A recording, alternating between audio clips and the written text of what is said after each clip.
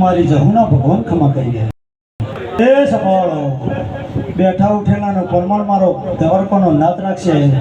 આ ના ભગવાન રાખશે ના વીરના ભગવાન રાખશે આવો મારા જહુના ભગવાન એવું કહી રહ્યા એ સફાળો વાય કે ખમા કહેવાઈશું અને દોડે ખમા કહેવાઈશું કલાકાર તમારા ગાયેલાનું ઘર પણ કોદાળો જાહા નહીં